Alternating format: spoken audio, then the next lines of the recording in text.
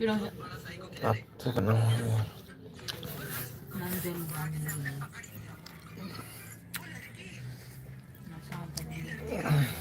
Komentar lo dengar lagi.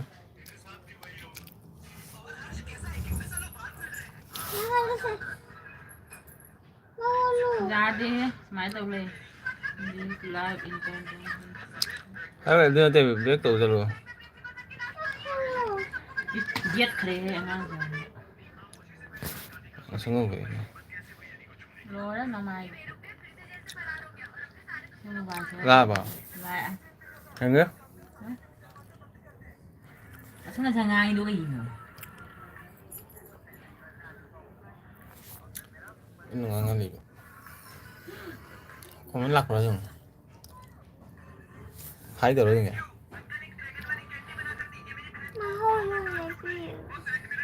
Mama.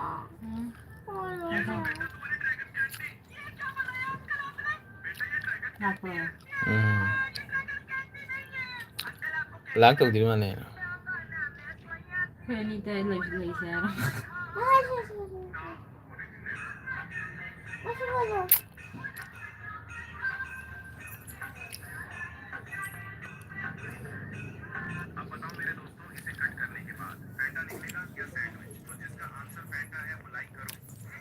नहीं like तो बोल रहा है Jangan tahu like.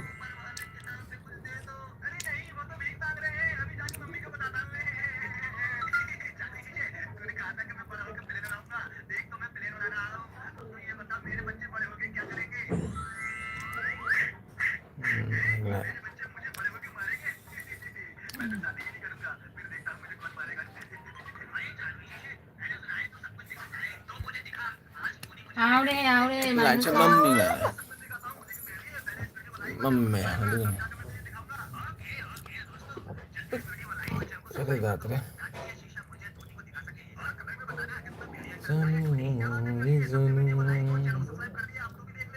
Ini sebenarnya kenapa? hả Ini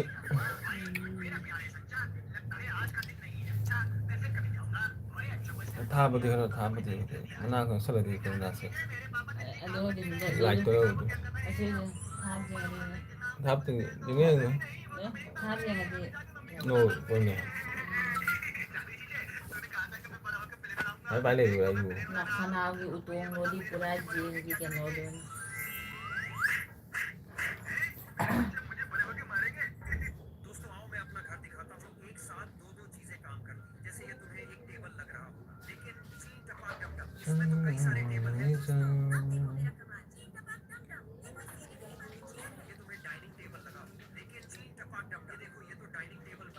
Nó còn muốn hỏi si Sabita like that này chơi cái này oi Sobita chơi gì sige là yes Sobita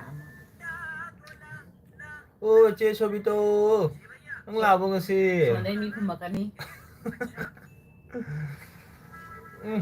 ai cái blue là thôi kare ai là thôi nè blue gì mà thằng ta cái này blue gì chơi Sobito blue là thôi thì năng monoidri ai cái monoidri tu tầm ta ina hai तरह sai ai cái monoidri chơi Sobito năng lao ai là năng sai này lui tháo lạc cái ai ta lại vậy cái blue là thôi kare là thôi cái là thôi thế white này là thôi nhỉ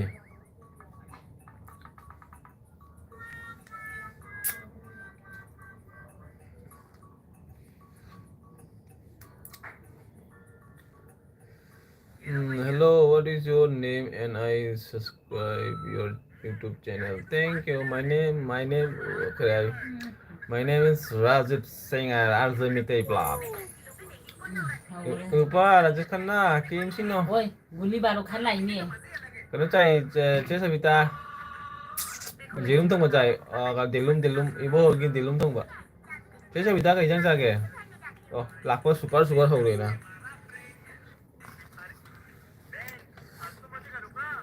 Cai sabita kai jang sage. adoi do nga sanan do rei ba Ini cuma nale ini.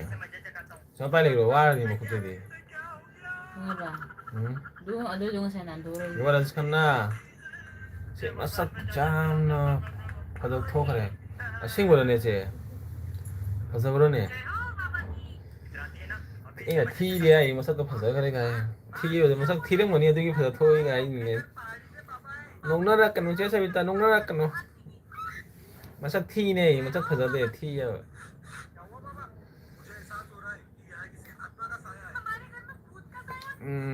nga chaya o hawra mani ne che sabita kari nga na che sabita nga machara na nga chobara mami kari ko nga dubo ai sumai lai dui ni mare ne lai de sama kucha janu mo janu kara production ne mare mo kucha mai thamma masai na bi hai ran di second no pilo do maya se nungai tere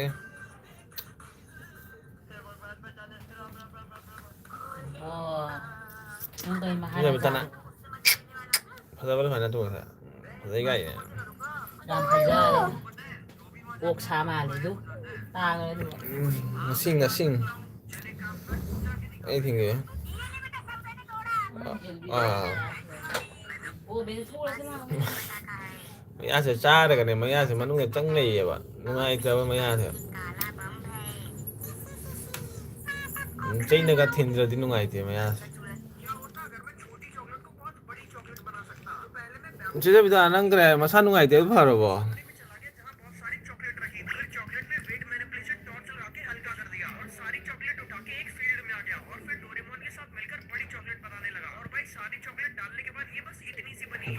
Jadi aina warak aina kena saya bita ada. Egi elbida lau ko hai bida saya bita ada. Kaina lai dah kan ni elbida. Ipana warak ure hai bida lai dah kan ni.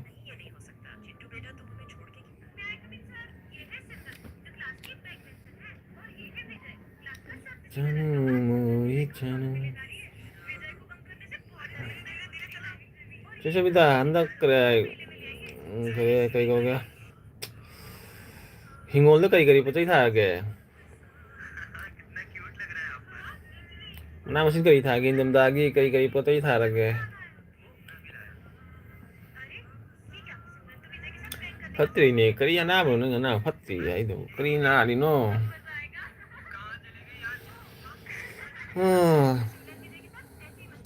ना बस तल्ली था ना के ना सिंजाओ से तल्ली की जाए ना बस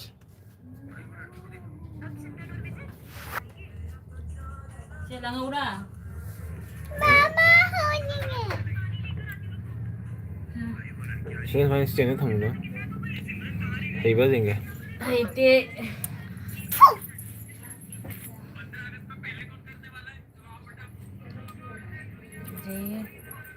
अभी स्माइल लतो गया मतलब रोना लतो गया ओ यार mai ra ro Cái nào tao ngồi loài rồi. ये करने दो फाक sa tok tu bo jangan tuh ntar deh ini lah temen tahu makai tuh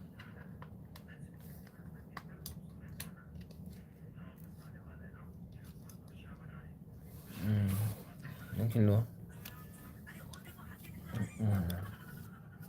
hai bera jeng ye ka hai tro kalau faktor lo nih hai bera kayak gini kai no ne Yêu. hot pi son son Nó xin hỏi vợ là lah waktu lo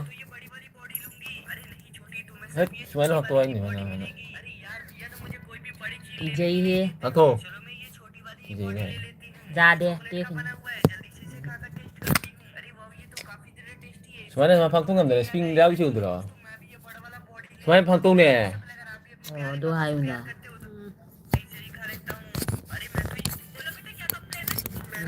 kalau nggak mau do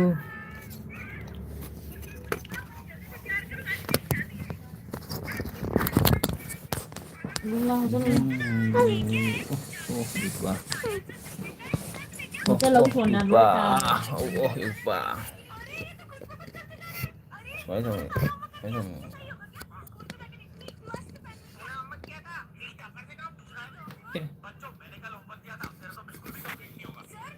lên bật lên ꯊꯥꯞꯇꯗꯤ ꯊꯥꯔꯒꯦ comment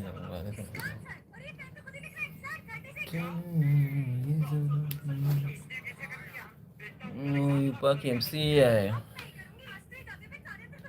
ꯑꯗꯨ ꯋꯥꯜꯗ꯭ꯔꯣꯒꯦ ꯋꯥꯅꯤ ꯃꯊꯧ ꯇꯥꯏꯅꯤꯅ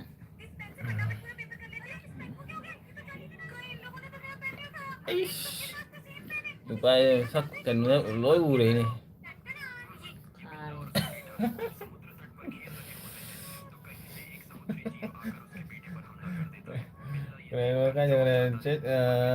ꯆꯦ ꯇꯨꯕ꯭ꯔꯥ ꯂꯥꯛꯏꯕ ꯁꯤ like ꯗꯟ ꯅꯨꯄꯥ ꯀꯦꯝꯁꯤ ꯀꯗꯥꯏ ꯆꯦ ꯀꯩꯅꯣꯝ ꯇꯥꯏ ꯌꯦꯔꯨꯝ ꯊꯪꯕ ꯆꯥꯏ ꯆꯦꯗꯤ ꯀꯩ ꯏꯟꯖꯥꯡ ꯆꯥꯒꯦ ꯀꯣꯃꯦꯟ ꯑꯣ ꯅꯨꯄꯥ ꯅꯣꯛꯈ꯭ꯔꯦ ꯀꯦꯝꯁꯤ ꯍꯥꯏꯔꯨꯅꯥ ꯑꯣ ꯀꯦꯝꯁꯤ ꯀꯗꯥꯏ ꯌꯦꯔꯨꯝ ꯊꯣꯡꯕ ꯆꯥꯏꯌꯦ ꯀꯣꯃꯦꯟ ꯍꯥꯏꯌꯦ ꯑꯣ ꯆꯦ ꯇꯨꯕ꯭ꯔꯥ ꯀꯩ ꯏꯟꯖꯥꯡ ꯆꯥꯒꯦ ꯆꯦ ꯁꯣꯕꯤꯇꯥꯗꯣ ꯃꯥꯡꯈ꯭ꯔꯕ ꯀꯩꯅꯣ ꯈꯪꯗꯦ ꯀꯣꯃꯦꯟ ꯊꯥꯗꯔꯒ ꯀꯇꯣꯝ ꯆꯠꯈ꯭ꯔꯕꯅꯣ ꯁꯞꯄꯣꯔꯠ ꯇꯧꯅꯤ ꯍꯥꯏ ꯆꯠꯈ꯭ꯔꯒ ꯀꯇꯣꯝ ꯆꯠꯈ꯭ꯔꯕꯅꯣ ꯈꯪꯗꯦ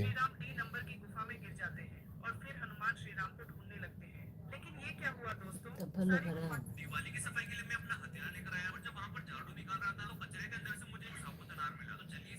ꯑꯩꯗꯤ ꯉꯥ ꯑꯣꯏꯅ ꯆꯥꯔꯦ ꯑꯣ ꯉꯁꯤꯗꯤ ꯀꯔꯤ ꯉꯥꯒꯤ ꯄꯥꯔꯇꯤ ꯆꯦ ꯁꯕꯤꯇꯥꯁꯨ ꯉꯥ ꯈꯔ ꯃꯣꯕꯥꯏꯜꯗꯣ ꯄꯩꯔꯦ ꯅꯪ ꯄꯩꯔꯦ ꯕ꯭ꯔꯥꯏꯠꯅꯦꯁꯇꯣ ꯈꯔ ꯍꯦꯜꯍꯟꯒꯦꯔꯣ ꯑꯗꯨ ꯍꯥꯏꯔꯗꯤ ꯅꯪ ꯈꯔ ꯄꯩꯔꯦ ꯍꯥꯏꯕ ꯃꯣꯕꯥꯏꯜꯗꯣ ꯁꯥꯏꯠ ꯑꯣꯏꯅ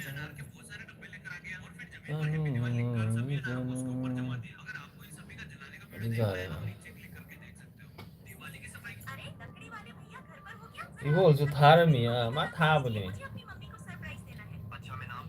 ꯑꯩ ꯃꯥꯒꯤꯗ ꯆꯪꯗꯔꯦ ꯉꯁꯥꯏ ꯑꯌꯨꯛꯇ ꯆꯪꯗꯦ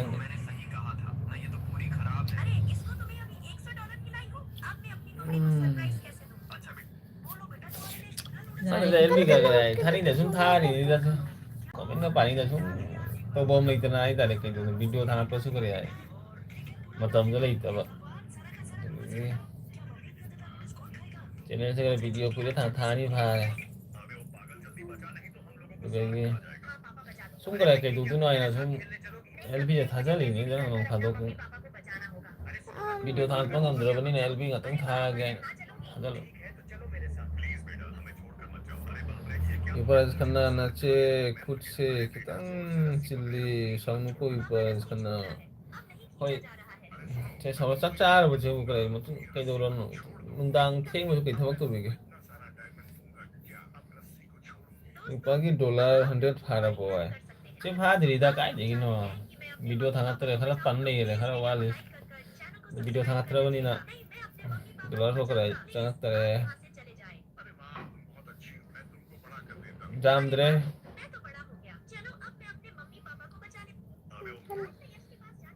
ꯅꯨꯄꯥ ꯚꯤꯗꯤꯑꯣ ꯑꯗꯨꯝ ꯊꯥꯒꯠꯂꯣ ꯀꯥꯏ ꯃꯇꯝ ꯐꯪꯗꯦꯅꯦ ꯚꯤꯗꯤꯑꯣ ꯊꯥꯒꯠꯄꯒꯤ ꯑꯗꯨꯒꯤꯅꯦ ꯗ꯭ꯌꯨꯇꯤ ꯇꯥꯏꯃꯤꯡꯗꯣ ꯃꯥꯟꯅꯗ꯭ꯔꯦꯕ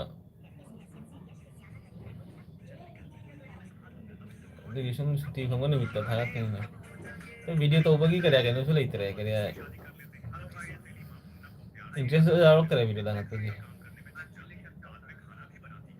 ꯁꯦꯝꯗ꯭ꯔꯕꯅꯤꯅ ꯚꯤꯗꯤꯑꯣ ꯔꯤꯒꯨꯂꯔ ꯁꯦꯝꯗ꯭ꯔꯕꯅꯤꯅ ꯊꯥꯒꯠꯄꯗꯣ ꯇꯜꯂꯦ ꯍꯥꯏꯇꯥꯔꯦ ꯌꯥꯝꯅ ꯐꯖ ꯊꯣꯛꯑꯦ ꯌꯨꯄꯥꯗꯤ ꯀꯥꯏꯗꯩꯅꯣ ꯐꯖꯇꯔꯦ ꯍꯥꯏ ꯑꯣ ꯅꯨꯄꯤꯅ ꯑꯃꯨꯛ ꯊꯣꯡꯕ ꯑꯃꯨꯛ ꯀꯣꯟ ꯐꯦꯡꯕ ꯁꯤ ꯇꯥꯔꯦꯀꯣ ꯅꯨꯄꯤꯅ ꯑꯃꯨꯛ ꯊꯣꯡꯕ ꯑꯃꯨꯛ ꯀꯣꯟ ꯐꯦꯡꯕ ꯁꯤ ꯇꯥꯔꯦꯀꯣ ꯆꯥꯕꯒ ꯐꯥꯏꯕꯒ ꯐꯦꯡꯕꯒ ꯑꯃꯨꯛ ꯇꯧ ꯇꯥꯕꯅꯤ ꯄꯨꯟꯁꯤ ꯍꯥꯏꯁꯤ ꯆꯥꯕꯒ ꯈꯪꯉ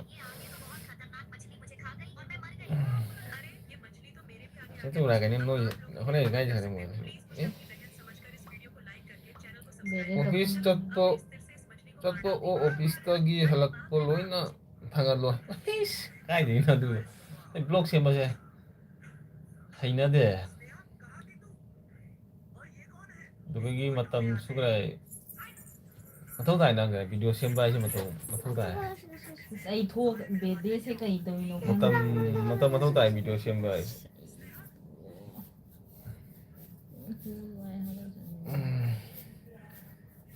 Chứ sao người ta nuôi cái nuôi nữa.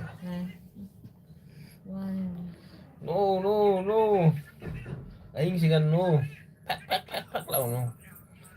Kanda mà đúng chẳng cần no. Okay. Oh ay chứ tôi lagi cái video itu dia cái view ka này bọn kaya ada ulo na kan. 87 jauh rồi. Cái nó view ka này video. Dollar khắc sang money. Bede kai no bede mobile jengi chứ.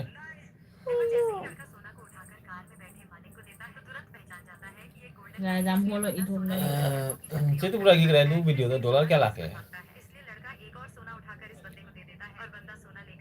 तुम तो full होने देते ना mobile Itu mobile itu mulu sangat tahu di kira kopi nahan gitu kira video tuh. चारा तुम उसिते मा Kopi dah cana kira dollar nggak sengang kira. तुम तो Mi di mi ki video lalu ke tanggali apa aja tanggal tuh nih ya. Itu tanggal teh ya tuh tanggal lah kona channel tuh kira efek lah di problem mulai kan ada tanggal tuh. Dia kap ya aja. Yupa 27 oh iya oh ada kaya view nanti lah kayak dolar lo. Ada nih view kayak video tuh view lah di kayak कोई दिया हुआ dollar से कराया kan tuh dollar से $100 जो बस कोई दिया बना वीडियो दा दे नोंग मगी वीडियो दा करे 30 के 40 के 50 के तुम्हारे वीडियो व्यू लो दिया चांग चांग जो हुई डॉलर से अपन वीडियो ना करे 1 के 2 के 3 के व्यू दो ना करी नो डॉलर हुई दी सेती पूरा लिसा भी है होई उपाय अदो ने वीडियो व्यू ला दी wadabneeba subscribersu karayaay waade dugagi dollar changbasu waade subscribersu kara jala kaabane view karadi adu inaina na mamangda mayamda haibado video da view mathau tai view radi nang subscriber ai lb da subscriber ai sap toro haibado adu tawda video da view karadi sum tangak pani subscriber singe अदुगे इना ममांगदा video the फजना focus तो आयो video the view का दि subscriber सु लाए लोई लाए watch time सु कराए जरा जरा काय अब था जरा सुन तारो है नंग जाम जीवो चावला सब सु हेली युपा हेन बनी चे हेन दुनी वीडियो द वायरल चला दि व्यू का दि सब्सक्राइबर सुम चंगक पने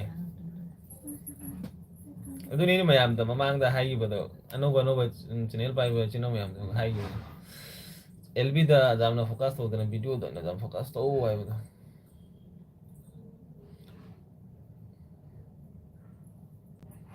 ओइमा 1k एगी दी ओइ पाए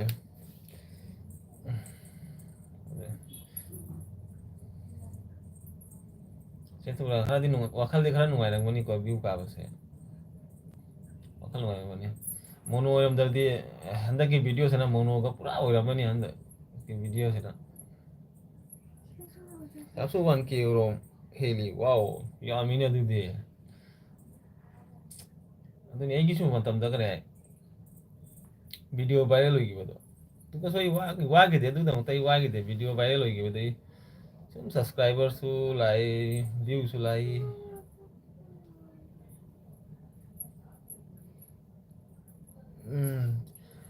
Cesa bidai mono idri adu ki cesa bidada kare ai gi elbida aina elbi thaba khuding isum lau hai ni mayam di mono inare jo mayam dola ga changu se ura ba cesa bita ai mono idri adu ki cesa bita gi elbi da khara lau hai sin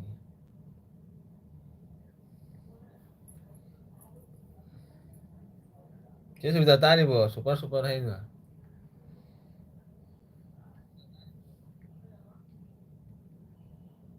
upa isu laipak ni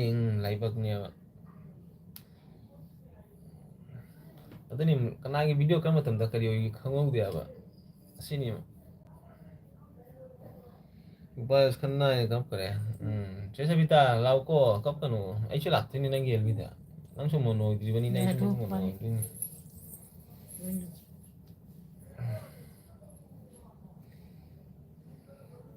cesa bita kam kare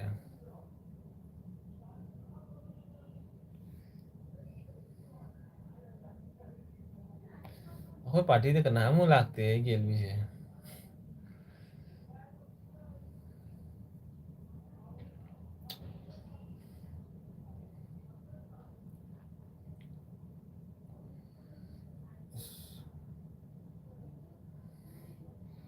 content ꯐꯖꯅ ꯁꯦꯝꯂꯁꯨ ꯃꯤ ꯑꯃꯠꯇ ꯌꯦꯡꯕꯤꯗꯦ view 200ꯐꯥꯎ ꯐꯥꯗꯦ ꯍꯧꯖꯤꯛꯀ ꯃꯤꯁꯦ ꯀꯩꯗꯧꯔꯤ ꯈꯪꯕ꯭ꯔ ꯁꯦ ꯑꯐꯕ ꯄꯣꯠ ꯌꯦꯡꯅꯤꯡꯗꯕ ꯃꯤꯒꯤ ꯀꯔꯥꯏ ꯑꯃꯁꯦ ꯐꯠꯇꯕ ꯄꯣꯠꯁꯦ ꯃꯥ ꯀꯩꯗꯧꯔꯤꯅꯣ ꯀꯅꯥꯒꯤ ꯀꯩꯗꯧꯔꯤꯅꯣ ꯀꯅꯥꯒꯤ ꯀꯩꯗꯧꯔꯦ ꯑꯗꯨꯝ ꯌꯦꯡꯕ ꯐꯠꯇꯕ ꯌꯦꯡꯕꯗ ꯃꯤꯅ ꯌꯥꯝ ꯌꯦꯡꯕꯅꯦꯕ ꯄꯣꯠꯁꯤꯡꯁꯦ ꯑꯐꯕ ꯃꯈꯩꯗꯁꯨ ꯌꯥꯝ ꯌꯦꯡꯅꯤꯡꯗꯕꯅꯤ ꯈꯔ ꯀꯥꯔꯟ ꯇꯧꯕ ꯈꯣꯠꯄ ꯇꯧꯕ ꯑꯗꯨ ꯑꯣꯏꯔꯗꯤ ꯃꯤꯁꯤ ꯌꯥꯝꯅ ꯌꯦꯡꯅꯤꯡꯅ ꯀꯣꯃꯦꯟ ꯌꯥꯝ ꯇꯧꯅꯤꯡꯕꯅꯦꯕ ꯑꯗꯨ ꯄꯣꯠꯇ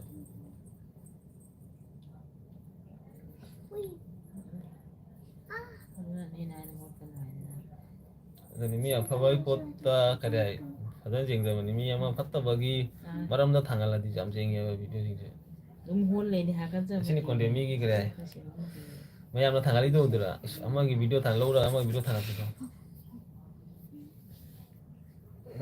ꯍꯣꯏ ꯑꯗꯨꯅꯤꯄꯥ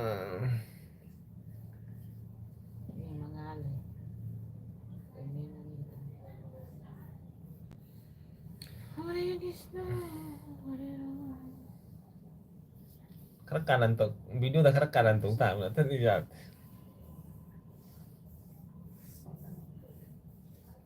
editing nak kere si video se view kari se jadi bulan is video tangga sira tangga roi sira view ka get kere thieng kere udah sum video view ka itu loh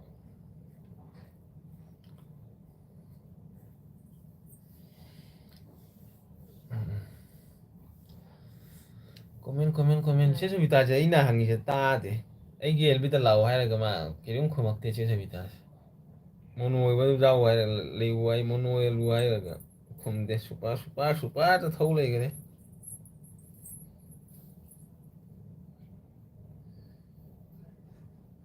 jadi pura mata tadi kari video thana tu re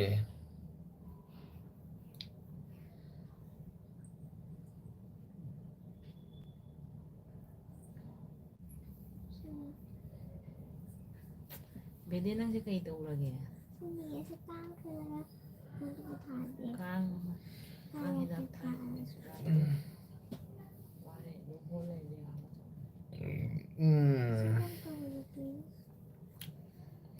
Poi pa aidi thangaloi haina lerami adu tanuna phone tawna hujik thangallo hairak iya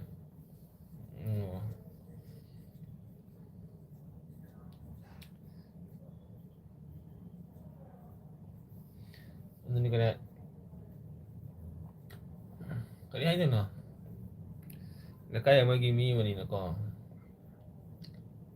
ꯑꯩꯒꯤ ꯂꯩꯀꯥꯏꯗ ꯑꯩꯅ ꯕꯗꯅꯥꯝ ꯇꯧꯕꯗꯗꯤ ꯐꯖꯗꯦ ꯍꯥꯏꯕ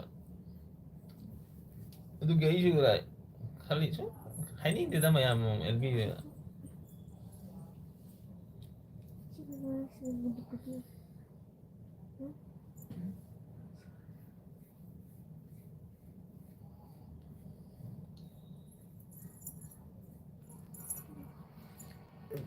ꯁꯤ ꯑꯗꯨ ꯅꯨꯄꯤꯗꯣ ꯀꯔꯤ ꯆꯣꯏꯒꯤꯗꯤ ꯀꯌꯥꯝ ꯊꯥꯞꯄꯤꯗꯨꯒꯤ ꯆꯣꯏ ꯃꯅꯥꯛꯀꯤꯔ ꯀꯗꯥꯏ ꯀꯌꯥꯝ ꯊꯥꯞꯄꯤ ꯆꯣꯏꯗꯨꯒꯤ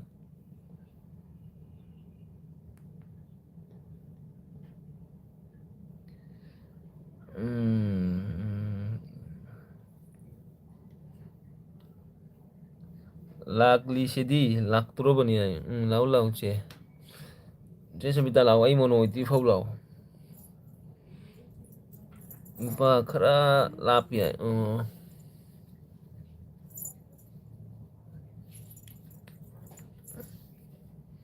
ꯃꯣꯏ ꯃꯃꯥꯗꯨꯗꯤ ꯀꯔꯤ ꯍꯥꯏ ꯐꯦꯁꯕꯨꯛꯇꯗꯤ ꯐꯖꯅ ꯚꯥꯏꯔꯦꯜ ꯆꯠꯄꯅꯤ ꯃꯃꯥꯗꯣ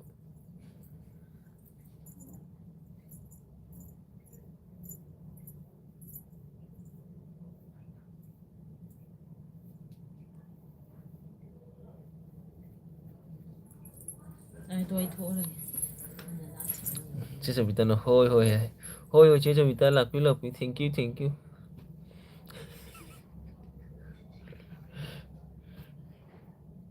ꯆꯦ ꯁꯕꯤꯇꯥ ꯋꯥꯗ꯭ꯔꯤꯕ ꯋꯥꯔꯗꯤ ꯀꯔꯤ ꯁꯨꯝ ꯄꯣꯊꯥꯎꯀꯣ ꯆꯦ ꯇꯦꯕꯨꯔꯥꯁꯨ ꯋꯥꯔꯁꯨ ꯁꯨꯝ ꯄꯣꯊꯥꯎ ꯁꯨꯃꯥꯏꯅꯁꯨ ꯀꯤꯔꯤ ꯀꯤꯔꯤ LBꯁꯦ ꯀꯣꯏꯕ ꯌꯥꯝ ꯋꯥꯕꯅꯦ ꯑꯌꯨꯛꯇꯒꯤ ꯅꯨꯡꯗꯥꯡꯕꯨ LB ꯀꯣꯏꯕꯁꯦ ꯋꯥꯕꯅꯦꯕ 마타기 먹으면 생지가 맞죠. 마마의 소리시나? 어? 뭐?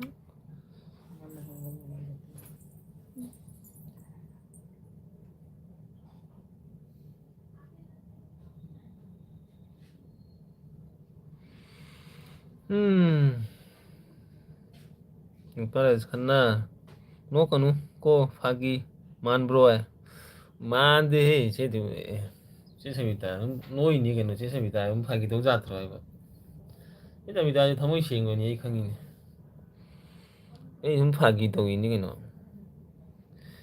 che mane fagi to ni na che na ga ko mama do ini bog mali hai bu do nung si kanu tu matam da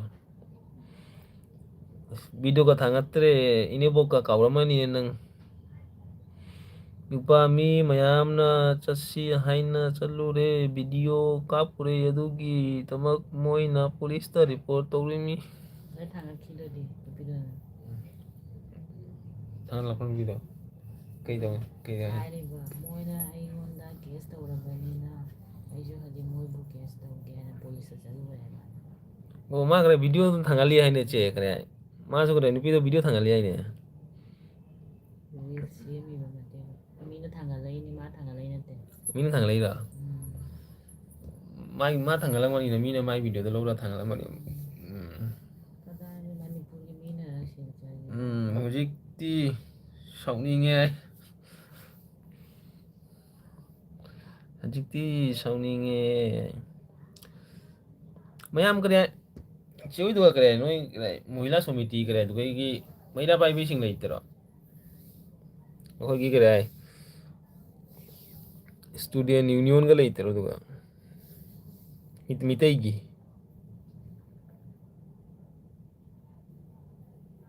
ꯃꯤ ꯑꯍꯨꯝ ꯈꯔ ꯂꯨꯝꯅꯔꯤꯁꯤꯡ ꯀꯅꯥ ꯀꯅꯥꯅꯣ mi hum na te mi ani ni ai chele chidi ai gi on ma le chidi nupido aina thangatri ngaida makna hana thangatle ai ꯃꯤ ꯑꯃꯈꯛ ꯂꯨꯝꯅꯔꯤꯁꯤꯡ ꯍꯥꯏ ꯃꯤ ꯃꯉꯥꯅꯤ nupido aina thangatri ngaida makna hana thangatle ai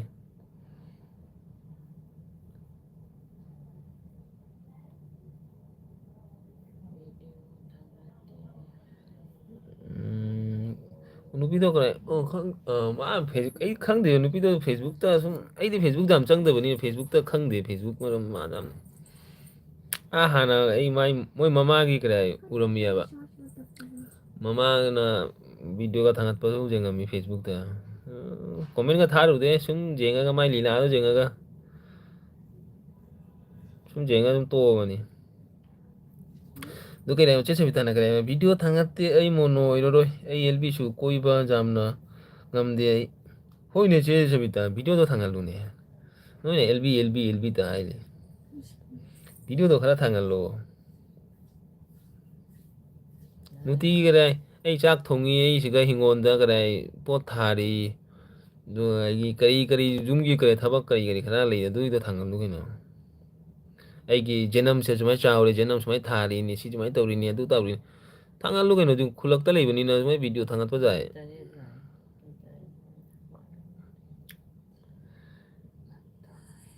mina hingol do phajama de hingol jangalaga view logi do dra adudi aishu thangat pa yaina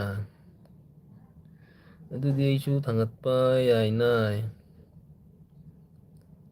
chise krai chitu bula kai hano chitu bula thangat pa na kadai mama na thangat to ni mo thangat to ri mo kadai ni mama na thangat to ni mo mama na te da mama na ni ta video sema mina hana moi mama do kare video sema mi dina ani kari anita haina ko borang maming do ꯐꯦꯁꯕꯨꯛꯇ ꯃꯌꯥꯝ Facebook ta thangali do di hana mai video kari blogging to bodo zoom da kare ai mai zoom da kon pheng bane bluja bane kari no haira ga video sem bani ne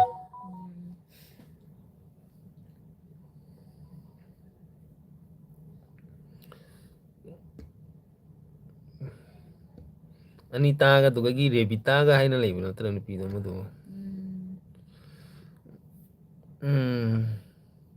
monomani Oh, mana mana tu do. Anita tu mama nati. Oh. Nangna is mamaniga. Maigi macanu pani tani laido. Anita dogi. Ay di mama ni kalamini ne. Maigi mawado masama na ido. Acha. Macanu pani tang tani Oh, mana. Anita. Oh, handora kara side ta lepa handora tu do mama ro tu pitu gi. Side ta han ma lepa ni na patit pa na.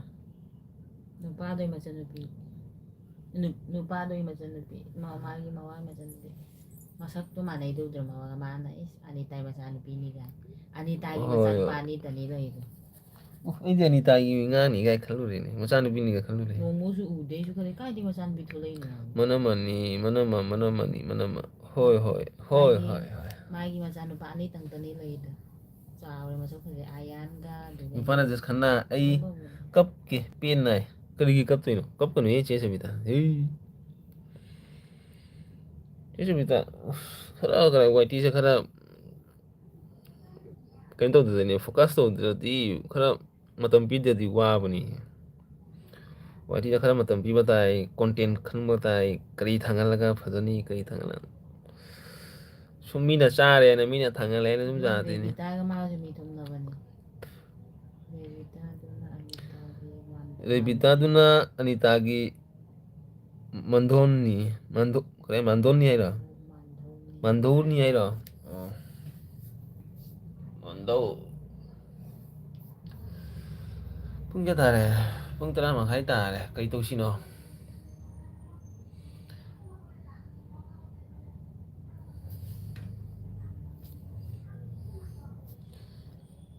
Ngatang ga thara ga loisal sira. Wari su leite kari wari na sana tu si. Madom cha hai bani madom cha.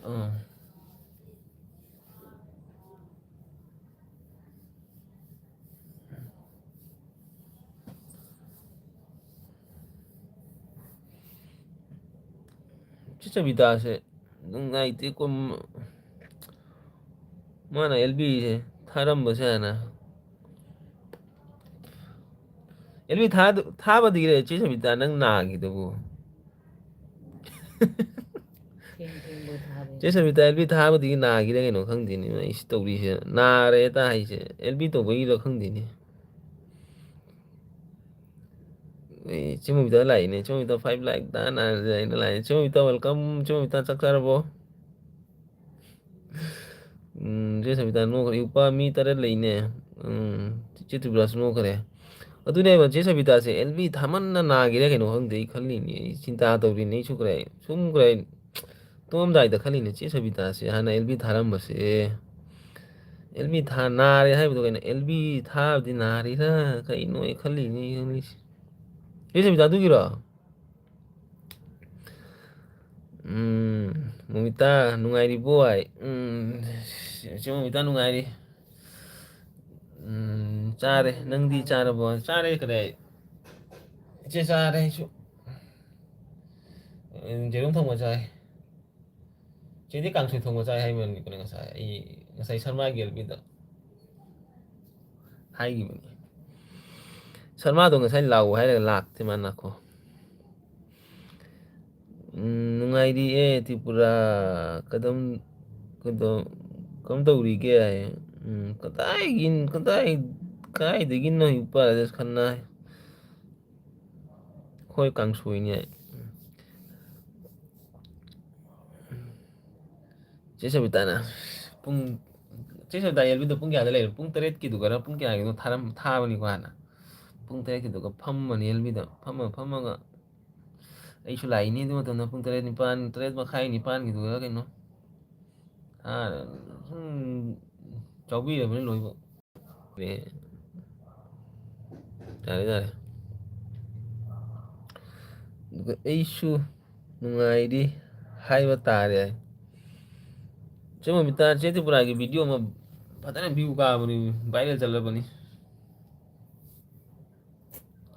8 PM da 8 PM da kya no tha bani अब देखो chế so pita gel bi जाऊ दुनिया ना issue करे ready तो फम ही नहीं के no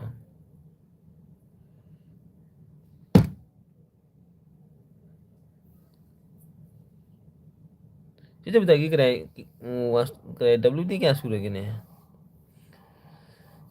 cuma minta tadi kumai tahu rige cuma minta LB tharam muni ko ai phang urami ne LB tharam ai juga gi chắc xa rồi LB ngatang tha ra cái thai na tha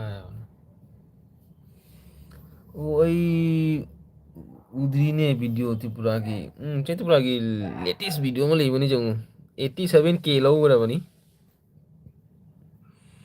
mai kapi bani tripura andak mi dollar ka phang kray dollar ka kray ka na kray pin ga apply to gara ngarang ho yengge tripura nungai dia Ang chik mano ni nga. sisa bita nungai kan dak nei tira Bukan bukan dia mana. man ni Ano. ho yengge tripura Isma kunya dan dari. sam ga jawrak tere hanu ha re ne sam ga kele ne botai ndok tanduri daina ka aina thara na ha ni ngasi ga hanu ha rak tere ne Namit ka tanga ni nung ala ni happy jar doin. sam ga de khara phada Thum phada ge to ni ga thum ha pa ga keno tau ge luhan ge nasa mo bar keno. han pharak tore han no kuisi ga wakal ga se nungai rakte ne Ano ay dadi dai nga ko ni. Nga nga. pipa aidi dollar 10 bau ka ba ngam loi haina leirami ai aduni je dura kada view video do view ka ba dollar ga da sangai do dura Ingi wo.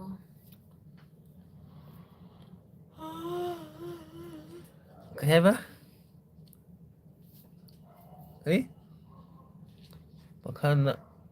pakhana hindi ko pakhang na hindi ko yupara jas khanna aish pakhang na hindi kai na aish ai pakhang man burai sa itu ba tong ngang ni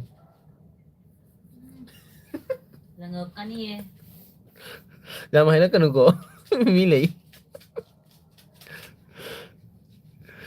pakhang na hindi ko yupa rajas khanna 25 December da cookie unaba chatpagido oramdo mali aduni sengdokpagido aduni chemo ta aduni adu video dani RJ bung like dan uma kain jakare ne hore bola hari bola karen gol karen jakare Amon man pa. karen jakare oh karen jakare karen Nang komen pa da pa. karen RJ bung like dan thank you Christina kaijang sa akin nungaribo ichon jemu nungaribo ichon kuire udaba Samta ka po siya. chumbura tibura chumi Samta ka po. kaigino Sila. nugagi hingonde kon kare kona mono iba singna kare engondi kona mono iba singna dollar do yam wang na ka khabani adu di super chat tawi du dina che moina super chat lupa cham chani chahum ga super chat taw sali du di akhoi matam da super chat hai je kai noi khong khong da kana am super chat taw te nugagi dollar ga se sum mai gi video da na dollar tit launa thangala ga tahu mari changine kariya ina kariya pine plan dollars kinwa dollar $10 pha ma hui ma tahu mari change dugagi pine apply to re Kausala din mo. dugai pine apply to bodi gi dugai mai sana loi to re ni da wa awa man mayam na support to ro di ai hai du kai no ma hai do kare che tu bra se sabida tha kra ma ne hui ma si de Pura ba na mo jadi ay do. Ano pura na tau ba do. hoye yupai itu bra padahal video thangalog view ka dine nang ondi mamang nang oina kariya kai no phangani dollar ka changani kariya $100 suna ka kariya picha bank ding chala ATM chala picha kala thok da se chala thok da video ma sem jalo se ai ki fast payment phange YouTube te gi aina momita 27 oire ai kaino 27 oire ai se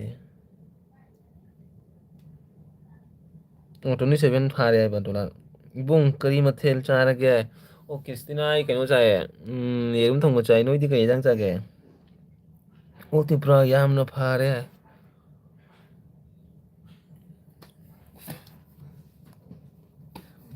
chemo bitagi digre pine apply to robo cheso bita kai mangre o cheso bito tung bra ba kaino khang di ne cheso bita se o cheso bito ai makhon chena krai kai ko makhon chena phajada ba kane ai wa ngang se isa ne kai go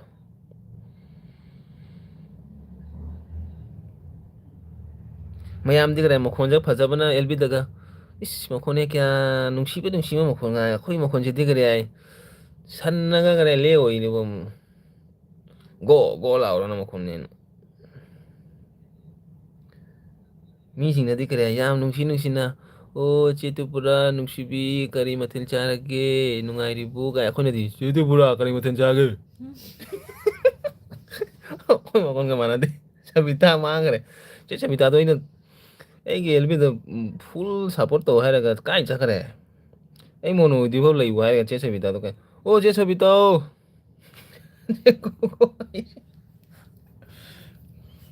che sabita super thâu cho khara ba kai ne super thâu na ka to na cho khara ba no khang di ne che sabita se kapa ka no ni to sto mamma da no ngai ne comment pa ba si yupai gi su phajade mokhon ichen yupa ichen yupa mana kai nai ba kasat kare comment ne che tu ba na 이제 오빠 막 aje go hai sin che mu ta mokhon chen go mokhon ne ichen tu ka ja comment chak sar ba hang kai comment thara ki dare is ai gel bi je mi ma pan ga lai oi mai ma arji aphau ba el bi je mi ma pan ga lai ra min nung tang sing si kari na thoi si aphau ba arji gel bi je mi ma pan ga lai ra min si ti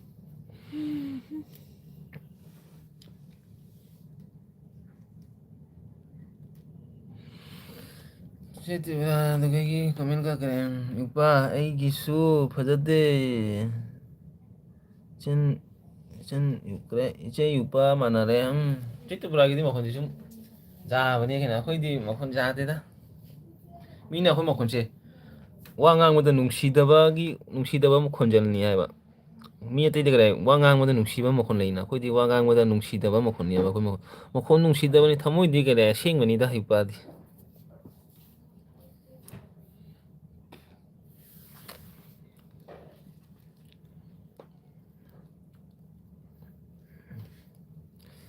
mi na ga da hai du da ne si ni pa de sakkai ai gi wa ngang du na sakkai ba du kai thamoi manung da di kare icham cham ba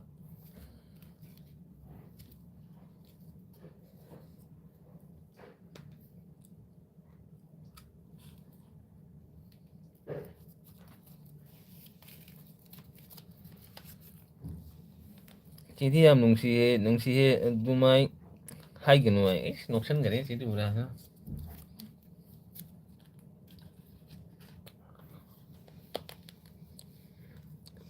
chế sao bây giờ súng mang rồi mà này nó mới nè sai đi coi súng cho hết mà coi coi cho hết máy super tôi cái này thâu thâu là tung rồi bao nhiêu nó không đi chứ mà bây giờ cái điều đi qua từ cái chứ mà bây giờ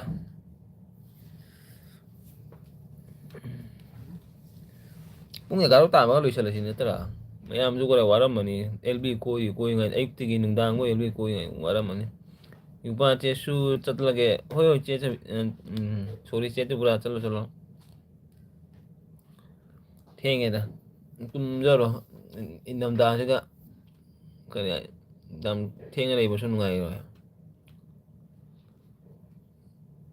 ngumita ba ai adum chat li ai chang ta kare khang ne da handang wala ga video ga kana mu ngi jeng ne nei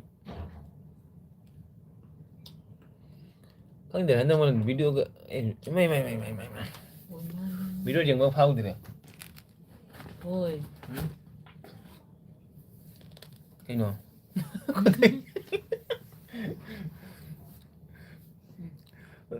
그때 제일 있는 얘기네.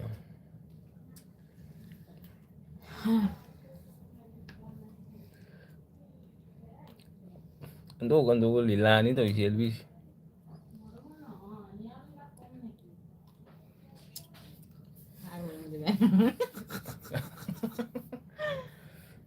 Kayaknya gua kelak sih.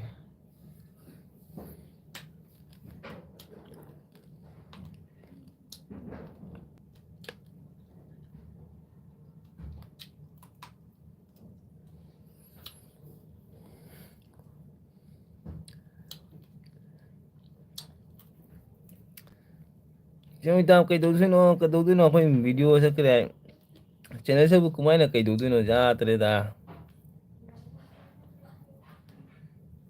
Kau ismana channel pai karino pau tu sih karino dollar tan tu sih khang deh gyan men ta deh.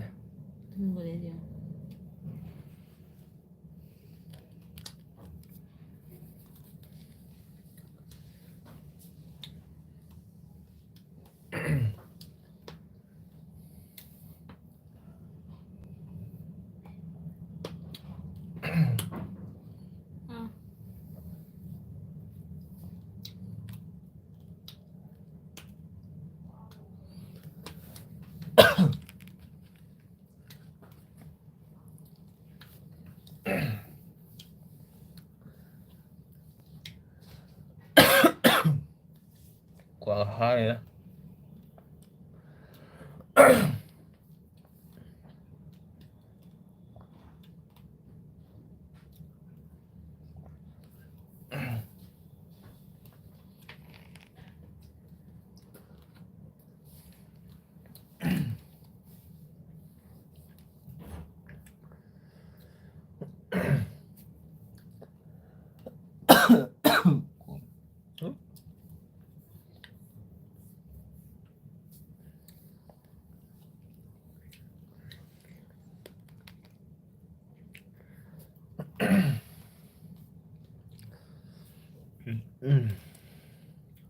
As cerita berapa ya pak?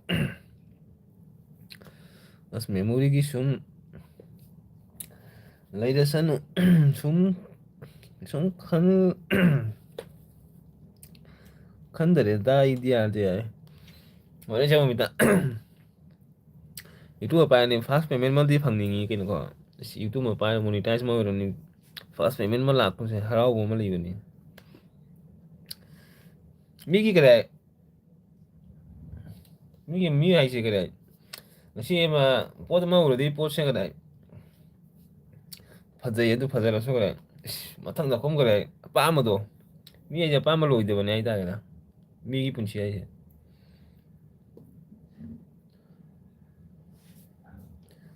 Kaya aja aku minta nak kena aja ni. Asyik mah kira panggil asyik dia aku nak panggil mana. Ni ho bahai dah kena bahai dah ni. Dia lagi balik. Ada posisi malah udah asyik posisi sih lora aku matang dah aku malah ningi. Matang dah sung tong ningi aku tak kaya minta nak panggil hanya isu gian minta dah.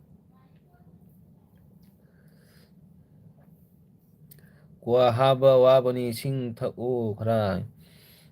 Saya nak phare kan. Adun cuma dah hujung kira. Isu jam kan dari YouTube saya isu kan dari jam kan dari itu kira. Cuma video mana ni tanggal lah ni. Tu jam na interest pi dia. Hana tu minus lah itu ya dah dah. Malam ni kau ino video dah tanggal lah view ka terus kari ino tu. Aduh ni fast payment mah hangga dia kira. Harau ya YouTube tadi. Payment mah phang he ya haman awab to khara kaw ni ai tare ibung arjin na channel ngai jari e chako ba kaw ni ko ibung hai hi ba do ma kaw rom diri ne hoi ne lo chako du ni ne nam ke china nang kaw ni chako du ni ke no YouTube ti pisa phang ki na ko nang chako du ni na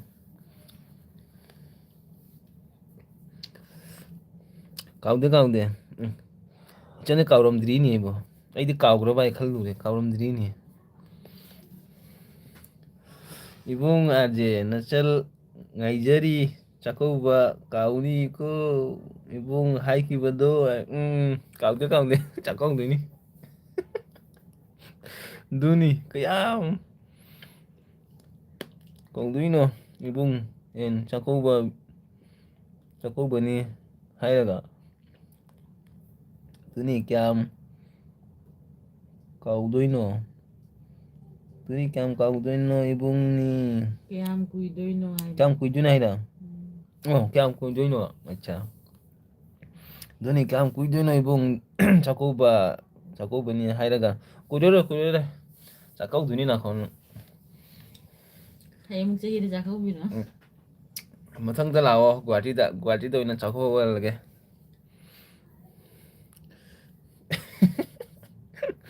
ꯀꯥꯎꯗꯤ ꯀꯥꯎꯔꯝꯗꯤ ꯆꯥꯛꯀꯧꯕ ꯅꯪꯒꯤ ꯀꯩꯅꯣ ꯃꯥꯟꯅꯕꯤꯗꯣ ꯑꯃꯗꯨꯗꯤ ꯀꯥꯏ ꯆꯠꯈ꯭ꯔꯒꯦ ꯃꯃꯤꯡꯗꯣ ꯀꯩꯅꯣꯅꯦ ꯕꯤꯅꯤꯇꯥꯔ ꯀꯩꯅꯣ ꯀꯥꯎꯊꯣꯛꯈ꯭ꯔꯦꯅꯦ ꯃꯥꯏ ꯃꯃꯤꯡꯗꯣ ꯅꯪꯒ ꯌꯥꯝꯅ ꯇꯤꯟꯅꯕꯗꯣ ꯃꯃꯤꯡꯗꯣ ꯀꯥꯎꯊꯣꯛꯈ꯭ꯔꯦꯅꯦ ꯆꯦꯇꯅꯨꯒꯤ ꯑꯦꯜꯕꯤꯗ ꯃꯥꯏ ꯃꯃꯤꯡꯗꯣ ꯀꯔꯤꯅꯣ ꯂꯥꯛꯀꯦ ꯀꯥꯎꯕ ꯌꯥꯔꯣꯏꯀꯣ 이봉ꯀꯣ ꯀꯥꯎꯗꯦ ꯀꯔ ꯀ꯭ꯔꯤꯁꯤꯅ ꯅꯪꯒ ꯂꯩꯔꯝꯕꯗꯣ ꯑꯃꯗꯣ ꯃꯃꯤꯡ ꯀꯩꯅꯣꯅꯦ ꯀꯥꯎꯊꯣꯛꯈ꯭ꯔꯦꯅꯦ ꯃꯥꯏ ꯃꯃꯤꯡꯗꯨꯕꯨ ꯀꯔꯤꯅꯣꯅꯦ ꯕꯂꯥ ꯕꯂꯥ ꯍꯥꯏꯕ 이봉아 ꯕꯂꯥꯗꯣ ꯀꯥꯏ ꯆꯠꯈ꯭ꯔꯒꯦ 우ꯈꯤꯗ꯭ꯔꯦꯅꯦ ꯕꯂꯥꯗꯣ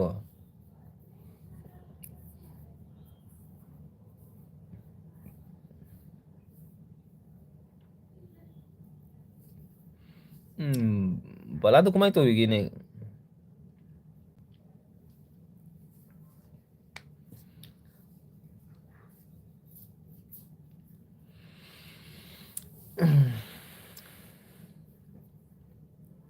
이ꯆꯟꯗ ꯀꯔꯤ ꯍꯤꯟꯖꯥꯡ ꯆꯥꯒꯦ ꯍꯥꯏꯔꯛꯇꯦ ꯑꯩꯅ ꯉꯁꯥꯏꯗꯤ ꯍꯤꯟꯖꯥꯡ ꯍꯪꯕ ꯅꯪ ꯂꯩꯀꯥꯏ ꯀꯣꯏꯔꯤꯔ ꯃꯥꯅ ꯀꯣꯏꯔꯝꯒꯅꯤꯕ ꯑꯩꯅ ꯉꯥꯡꯉꯤꯁꯦ ꯇꯥꯔꯝꯃꯣꯏ ꯅꯪ ꯑꯩ ꯈꯪꯉꯦꯕ ꯁꯣꯟꯗ ꯍꯥꯏꯔꯝꯒꯅꯤ ꯅꯪ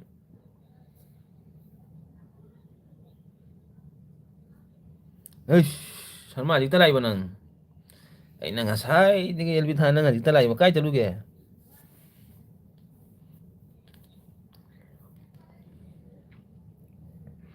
ꯕꯂꯥ ꯍꯥꯏꯕꯅꯤ ꯏꯕꯨꯡ ꯕꯂꯥꯗꯣ ꯀꯔꯥꯏ ꯀꯨꯏꯔꯦ ꯎꯗ ꯕꯂꯥ ꯍꯪꯉꯩ ꯍꯥꯏꯌꯨꯅꯦ ꯁꯔꯃ ꯂꯥꯛꯑꯦ ꯆꯦ ꯕꯕꯤꯇꯥ ꯁꯔꯃ ꯍꯧꯖꯤꯛꯇ ꯂꯥꯛꯏꯗꯣ ꯀꯔꯤꯅ ꯁꯦꯕꯥ ꯇꯧꯁꯤꯒꯦ ꯃꯥ ꯍꯧꯖꯤꯛꯇ ꯂꯥꯛꯏꯁꯦ ꯇꯨꯝꯃꯨꯔꯦ ꯍꯥꯏ ꯃꯤꯀꯞ ꯊꯣꯛꯂꯛꯏꯅꯤꯅꯦ ꯍꯧꯖꯤꯛꯇ ꯑꯩꯈꯣꯏ ꯍꯧꯖꯤꯛꯇ ꯇꯨꯝꯒꯦ ꯇꯧꯔꯤ ꯅꯪ ꯃꯤꯀꯞ ꯊꯣꯛꯂꯛꯑꯦ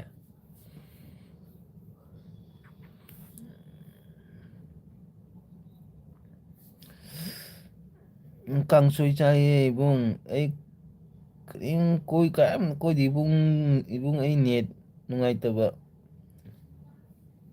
ꯃꯥꯡꯂꯨꯕꯅꯤ ꯏꯕꯨꯡ ꯅꯦꯠ ꯅꯨꯡꯉꯥꯏꯇꯅ ꯃꯥꯡꯂꯨꯕꯅꯤ ꯏꯕꯨꯡ ꯑꯠꯆꯥ ꯀꯩꯅꯣꯒꯤ ꯀ꯭ꯔꯤꯁꯇꯤꯅ ꯕ꯭ꯂꯨ ꯌꯥꯎꯗꯦꯅꯦ ꯀꯥꯏꯗꯅꯣ ꯁꯣꯝꯗꯅꯤ ꯕ꯭ꯂꯨ ꯄꯤꯗꯣꯏꯁꯦ ꯑꯩꯅ ꯁꯣꯝ ꯃꯣꯕꯥꯏꯜꯗ ꯕ꯭ꯂꯨ ꯄꯤꯅꯩꯅꯦ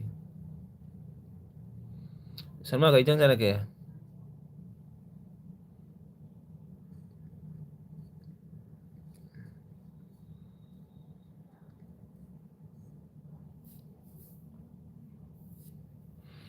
ꯕ꯭ꯂꯨ ꯄꯤꯌꯣ ꯑꯩꯒꯤ ꯏꯕꯨꯡ ꯄꯤꯈ꯭ꯔꯦ ꯁꯜꯃꯥꯗ ꯆꯥꯅꯈ꯭ꯔꯦ ꯋꯦꯜꯀꯝ ꯇꯧꯖꯔꯤꯌꯦ ꯏꯆꯦ ꯆꯥ ꯄꯥꯏꯔꯦ ꯍꯥꯎꯕ꯭ꯔꯥ ꯌꯦꯡꯉꯨ ꯊꯨꯝ ꯌꯥꯎꯗꯕ ꯆꯥꯅꯤ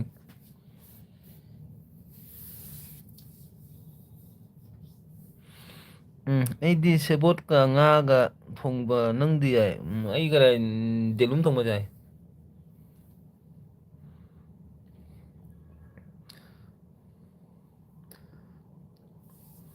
ꯁꯜꯃꯥ ꯇꯨ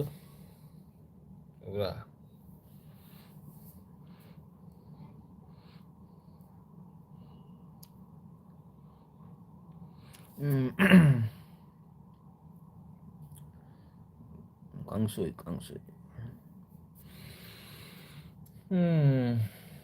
ꯑꯗꯨꯒ ꯁꯜꯃꯥꯗꯨꯒꯤ ꯀꯩꯅꯣ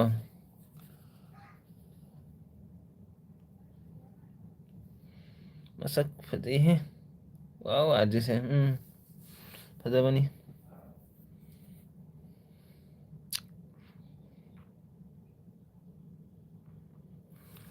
ꯕꯂꯥ ꯃꯥꯟꯕꯤ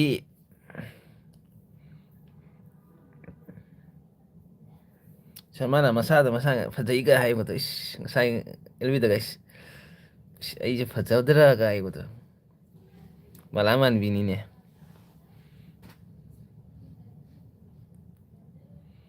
ꯀꯩꯅꯣ ꯏꯕꯣꯡ ꯑꯗꯨꯝ ꯂꯥꯛꯀꯦ ꯑꯦꯜꯕꯤ ꯁꯤꯗ ꯑꯩ ꯐ꯭ꯔꯤ ꯑꯣꯏꯕ ꯐ꯭ꯔꯤ ꯍꯧꯖꯤꯛꯇꯤ ꯀꯣꯂꯦꯖ ꯆꯠꯄꯒꯤ ꯀꯅꯥꯝꯇꯒꯤ ꯑꯦꯜ ꯕꯤ ꯌꯥꯎꯕ ꯉꯝꯗ꯭ꯔꯦ ꯏꯕꯨꯡ ꯀꯔꯤꯝ ꯀꯥꯏꯗꯦꯗ ꯈ꯭ꯔꯤꯁꯇꯤꯌꯥꯟ ꯑꯩ ꯑꯦꯜ ꯕꯤꯁꯨ ꯑꯗꯨꯝ ꯅꯣꯡ ꯐꯥꯗꯣꯛ ꯊꯥꯕꯅꯤꯗ ꯀꯔꯤꯝ ꯅꯠꯇꯦꯗ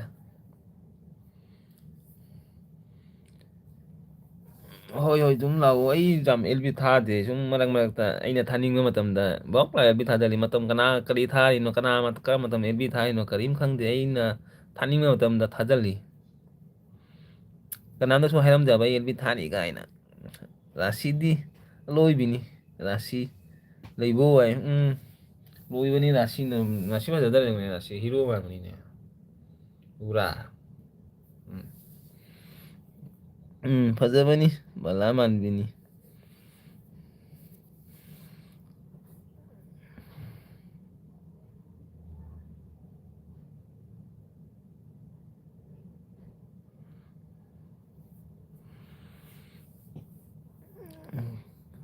ꯀ꯭ꯔꯤꯁꯇꯤꯅ ꯍꯧꯖꯤꯛ ꯅꯪ ꯀꯔꯤ ꯀꯩꯗ ꯇꯝꯃꯤꯅꯣ ꯀꯔꯦ ꯀꯣꯔꯁ ꯇꯝꯃꯤꯔꯅ ꯀꯃꯥꯏ ꯀꯩꯗ ꯒ꯭ꯔꯦꯖꯨꯋꯦꯠ ꯇꯝꯃꯤꯔꯅ ꯀꯃꯥꯏꯅ ꯇꯧꯔꯤꯅꯣ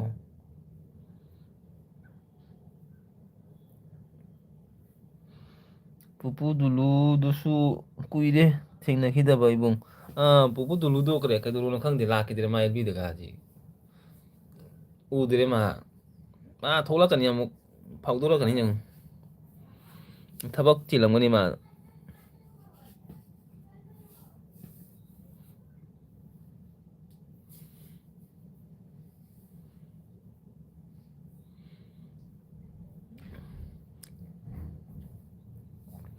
ꯈ꯭ꯔꯤꯁꯇꯤꯅꯥ ꯂꯩꯁꯦ ꯅꯪ ꯍꯥꯏꯗ꯭ꯔꯕꯥꯠꯇ ꯅꯠꯇ꯭ꯔ ꯂꯩꯔꯤꯗꯣ ꯆꯦ ꯃꯣꯕꯤꯇꯥꯁꯨ ꯍꯥꯏꯗ꯭ꯔꯕꯥꯠꯇ ꯂꯩꯔꯝꯕꯅꯤꯅꯦ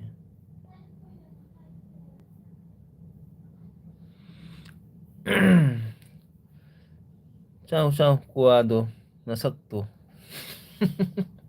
ꯂꯩ ꯆꯥꯎ ꯆꯥꯎ ꯀ꯭ꯋꯥꯗꯣ ꯃꯁꯛꯇꯣ ꯀꯩꯗꯧꯔꯒꯦ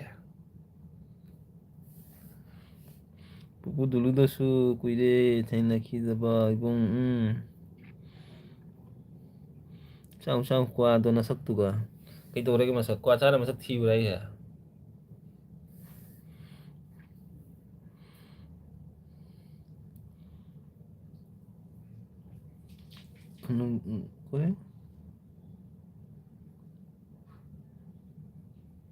ꯅꯪꯅꯤ ꯍꯪꯉꯤꯁꯦ ꯑꯩꯅ ꯅꯪꯅ ꯍꯥꯏꯗ꯭ꯔꯕꯥꯠ ꯂꯩꯔꯤꯔꯣ ꯑꯩꯗꯣ ꯀ꯭ꯔꯤꯁꯅꯤꯌꯥ ꯅꯉꯣꯟꯗꯅꯤ ꯍꯪꯉꯤꯗꯣ ꯅꯪ ꯍꯥꯏꯗ꯭ꯔꯕꯥꯠ ꯂꯩꯔꯤꯔꯣ ꯍꯥꯏꯕ ꯑꯗꯣ ꯃꯊꯛꯇ ꯆꯦ ꯃꯣꯕꯤꯇꯥꯗꯣ ꯆꯦ ꯃꯣꯕꯤꯇꯥꯁꯨ ꯍꯥꯏꯗ꯭ꯔꯕꯥꯠꯇ ꯂꯩꯔꯝꯃꯤꯅꯦꯕ ꯁꯤꯠꯆꯟꯒꯅꯤ ꯅꯃꯥꯏꯗꯨꯒ ꯁꯤꯠꯆꯟꯒꯅꯤ ꯅꯃꯥꯏꯗꯨꯒ ꯁꯤꯔꯦ ꯁꯤꯠꯆꯟꯒꯅꯤ ꯅꯃꯥꯏꯗꯨꯒ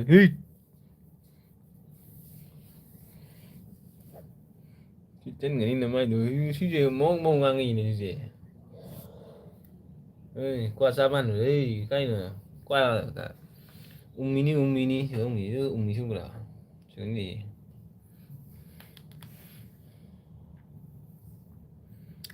ꯄꯨꯡ 11 ꯇꯥꯔꯦ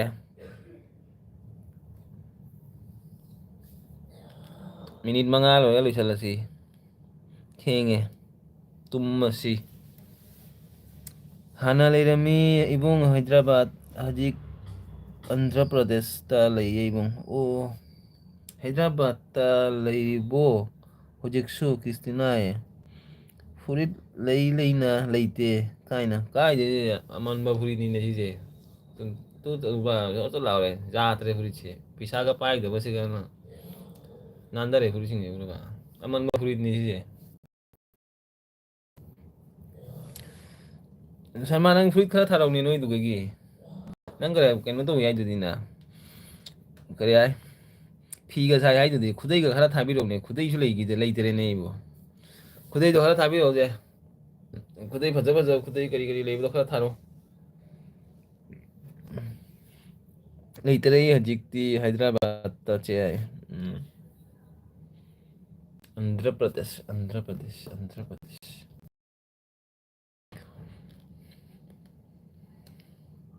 ꯐꯨꯔꯤꯠꯀ ꯂꯩꯇꯦ ꯀꯥꯏꯅ ꯏꯁ ꯐꯨꯔꯤꯠ ꯊꯥꯔꯛꯑꯣ ꯀꯥꯏꯅ ꯁꯣꯝꯅ ꯂꯩꯔꯤꯁꯤꯕꯨ ꯔꯤꯂꯤꯐ ꯀꯦꯝꯗꯔꯣ ꯑꯣ ꯑꯩ ꯔꯤꯂꯤꯐ ꯀꯦꯝꯗꯅꯤ ꯂꯩꯁꯦ ꯆꯥꯗꯅ ꯊꯛꯇꯅ ꯂꯩꯁꯦ ꯎꯗ꯭ꯔꯥ ꯀꯔꯤꯝ ꯏꯁꯤꯡꯒꯁꯨ ꯐꯪꯗ꯭ꯔꯦ ꯆꯥꯕꯁꯨ ꯋꯥꯔꯤꯁꯤ ꯎꯗ꯭ꯔꯥ ꯄꯩꯁꯥꯒ ꯄꯥꯏꯗꯕꯁꯤꯅ ꯅꯪ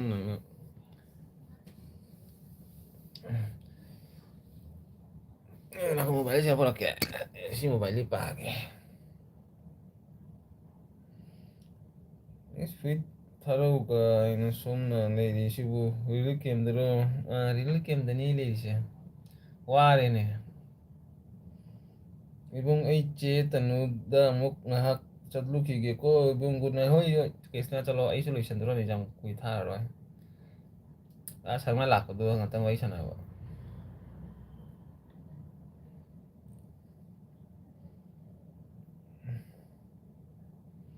rilkemda lei kaina masaksiga ibo nang thumdan lakani ibo nang thumdan lakani gai sigera nang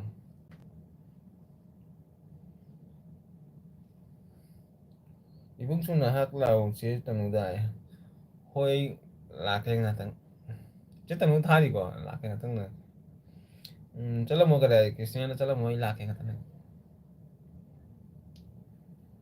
thì cũng ấy chắc là có cái này cái xe nó bye bye good night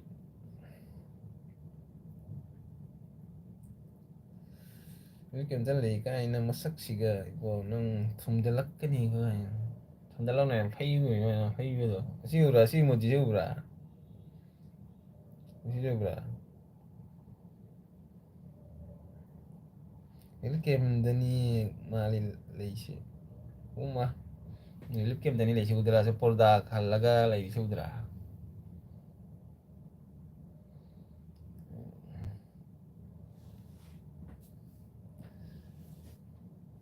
sana ing bro tu kadi si kadi ulang ni ba fruit ka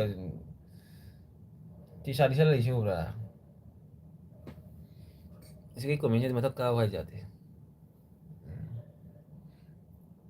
이렇게 엠다니가 레미 레시 호이니 이렇게 엠다니 레시 능 강들의 레시 저거 농막이 그래 달라가 짜리니네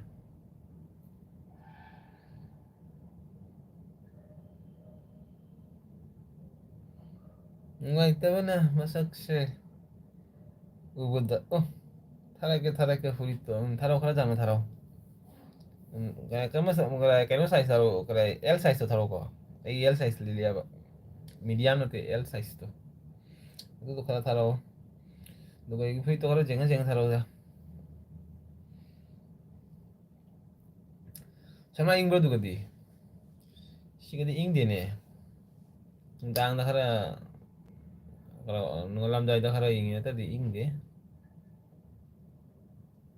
ni mangali kana lai no khang lummi ne kai no khang di kumin ka tharak ti kwa do ing ning de ko ibo nang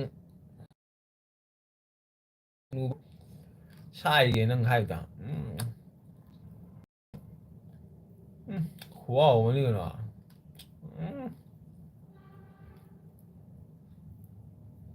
wow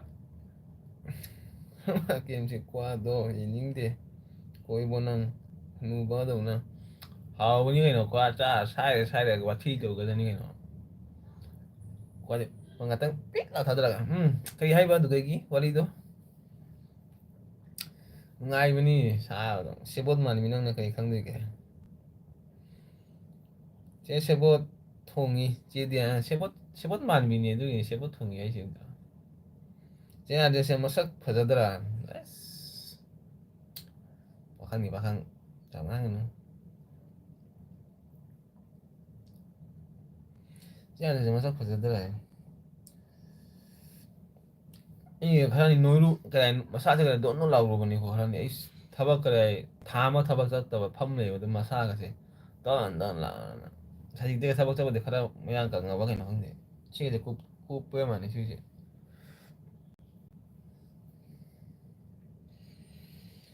sebut mani kai na man lo di sebut lau na tot to lau nang bo idi kang sui cha re je kari kang sui no kang sui do kari hap pa chai no je na kari chai jang thong hao ko to ma li bo iron bo ni khwao ko iron bo di manam ga nam thi nam di ne to nga manam ga nam di iron bo ni ne cha ri ni ꯀꯩꯅꯣ ꯍꯥꯎꯕꯒꯤ ꯇꯦꯁꯇꯣ ꯂꯩꯇꯦ test ꯃꯆꯤꯟꯗ ꯀꯔꯦ ꯆꯥꯔ ꯍꯥꯎꯕꯗꯣ ꯂꯩꯇꯦ 이거 ꯅꯪ ꯊꯨꯝꯗꯜꯂꯛꯇꯅ ꯊꯨꯝꯗꯜꯂꯧꯖꯒꯦꯅꯦ ꯊꯨꯝꯗꯜꯂꯧꯅꯦ 아지로 mahawsana sum fazabani mahawsana sum fazabani 아이디는 한우 하락더래 이가 멋진 게 꼽더래 마이나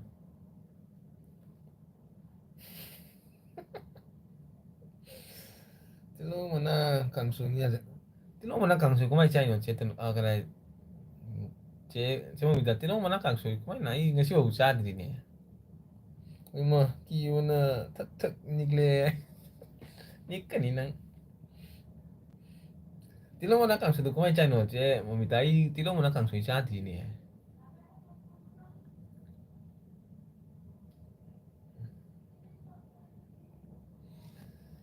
sama kare nangi kare elmi mamangda nang elmi thagi mata nang na sauba kuta du hoi mai di wo ndok pani sharma se karino to ni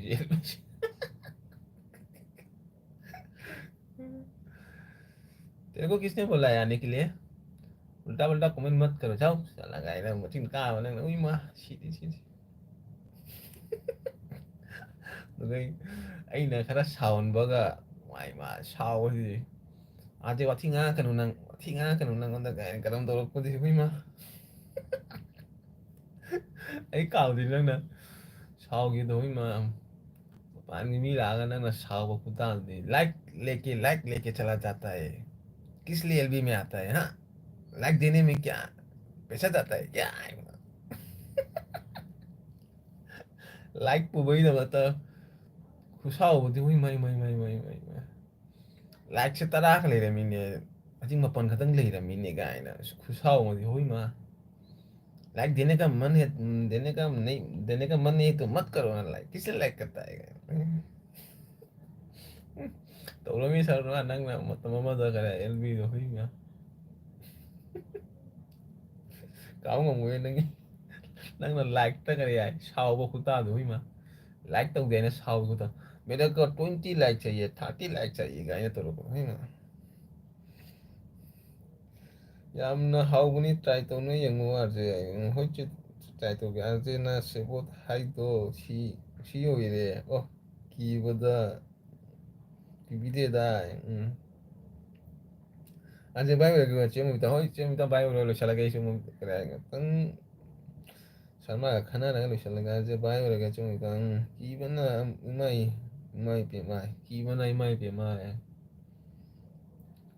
그리 기리 너희 그래 파토 미만라 기리도 행 스쿨 짭도이니 허이 좀 이따 아이쇼 행 디디 짭도이네 좀 이따 보타로 설마 바이 하이 dengan cium good night dan dengan hang school 짭도이니 허이 좀 이따 바이바이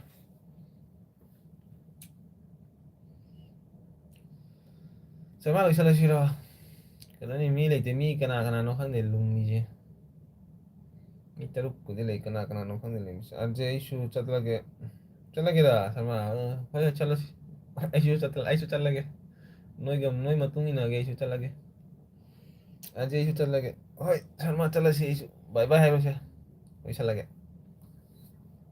mi le to ko phung kana de li ma tha ga ma thi to le mi matam tumba matam mang kari kana mi chatla ge no kare sama nó phật đấy sao số phật đấy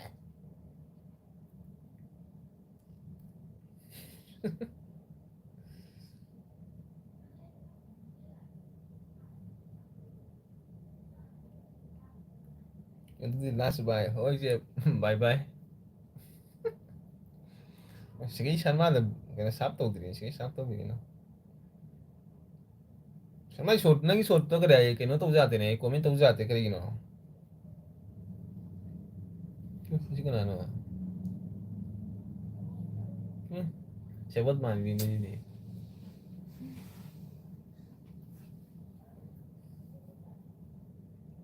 ये mobile में तो करे कि मैंने दीदी के तो जाते कमेंट तो जाते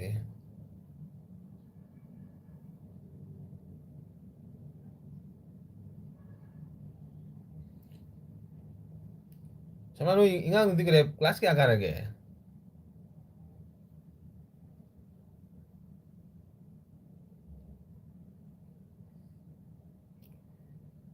야 राजीव से कनानो खलुरे ऐनी वाओ फजदरो इदो फजै सेबोत माली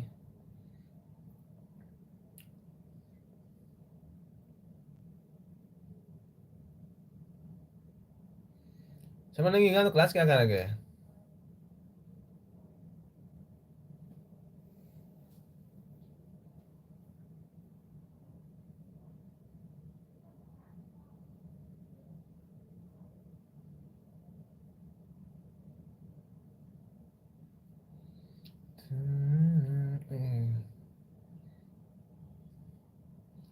nang loin ingang se kala ingang nupi macha se kanano tu kare tu chat lage ko good night oi sama bye bye loisalage bye bye nang elbi tha lake malam matam phangadi video दिख रहा है 그래 खरा니 matun thangalage loisalo nangsu loiro loisalage kakke go kake bye bye 이놈의 꺾고 다치가 이놈의 아, 다 더워이 너무. 이거 잘는.